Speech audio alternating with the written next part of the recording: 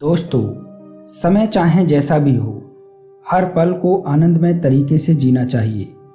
कुछ लोग परिस्थिति आने पर उसका डटकर सामना करने की बजाय उससे छुटकारा पाने की कोशिश करते हैं। वहीं कुछ लोग तो अपने फायदे के चक्कर में बुरे वक्त में ही अपनों का साथ छोड़ देते हैं। क्या ये सही है या फिर गलत? आइए ऐसी ही एक बौद्ध कहानी के माध्यम से हम यह जानने का प्रयास करते हैं कि बुरा वक्त आने पर हमें क्या करना चाहिए। बहुत समय पहले की बात है। हिमालय में प्रसिद्ध मानस नाम की एक झील थी। वहाँ पर कई पशु पक्षियों के साथ ही हंसों का एक झुंड भी रहता था। उनमें से दो हंस बहुत आकर्षक थे और दोनों ही देखने में एक जैसे थे। लेकिन उनमें से एक राजा था और दूसरा सेनापति। राजा का नाम था धृतराष्ट्र और सेनापति का नाम सुमुखा था। झील का नज़ारा बादलों के बीच में स्वर्ग जैसा प्रतीत होता था। उस समय झील और उसमें रहने वाले हंसों की प्रसिद्धि वहां आने जाने वाले पर्यटकों के साथ देश विदेश में फैल गई थी। वहां का गुणगान कई कवियों ने अपनी कविताओं में किया, जिससे प्रभावित होकर वाराणसी के राजा को वह नज़ारा देखने की बहुत इच्छा हुई। राजा ने अपने राज्य में बिल्कुल वैसी ही झील का निर्माण करवाया और वहाँ पर कई प्रकार के सुंदर और आकर्षक फूलों के साथ ही स्वादिष्ट फलों के पेड़ लगवाए। साथ ही विभिन्न प्रजाति के पशु पक्षियों की देखभाल और उनकी सुरक्षा की व्यवस्था का आदेश भी दिया। वाराणसी का यह सरोवर भी स्वर्ग जैसा सुंदर था। लेकिन राजा के मन में अभी उन दो हंसों को देखने की इच्छा थी जो मानस सरोवर में रहते थे। एक दिन मानस सरोवर के अन्य हंसों ने राजा के सामने वाराणसी के सरोवर में जाने की इच्छा प्रकट की। लेकिन हंसों का राजा समझदार था। वह जानता था कि अगर वो वहां गए तो राजा उन्हें पकड़ लेगा। उसने सभी हंसों को वाराणसी जाने से मना कर दिया, लेकिन वो नहीं माने। तब राजा और सेनापति के साथ सभी हंस वाराणसी की ओर उड़ चले।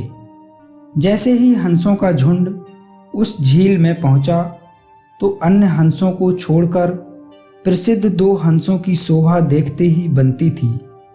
सोने की तरह चमकती उनकी चोंच, सोने की तरह ही नजर आते उनके पैर और बादलों से भी ज़्यादा सफ़ेद उनके पंख हर किसी को अपनी ओर आकर्षित कर रहे थे। हंसों के पहुंचने की खबर राजा को दी गई।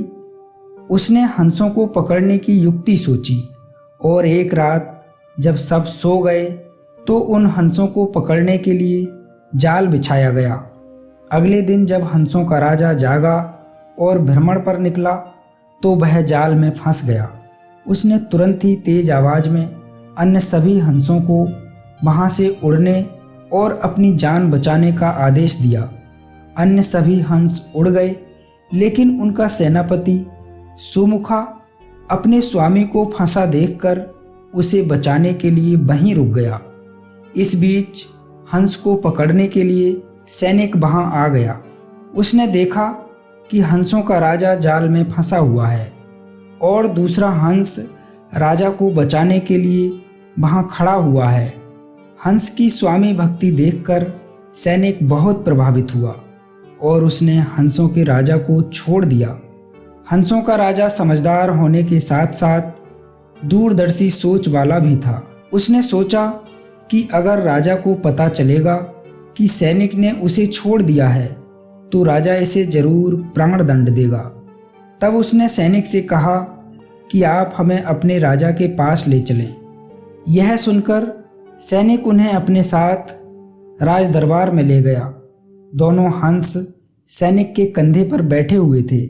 हंसों को सैनिक के कंधों पर बैठा देखकर हर कोई सोच में पड़ गया। जब राजा ने इस बात का रहस्य पूछा तो सैनिक ने सारी बात सच सच बता दी।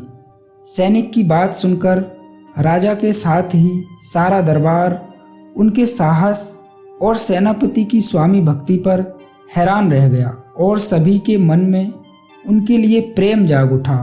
राजा ने सैनिक को माफ कर दिया और दोनों हंसों को आदर के साथ कुछ और दिन ठहरने का निवेदन किया। हंस ने राजा का निवेदन स्वीकार किया और कुछ दिन वहां रुककर वापस मानस झील चले गए। साथियों, इस कहानी से हम यह सीख सकते हैं कि परिस्थिति चाहे कैसी भी हो, कितनी भी विकट परिस्थिति क्यों ना हो, परंतु हमें अपनों का साथ उस विकट परिस्थिति में कभी नहीं छोड़ना चाहिए।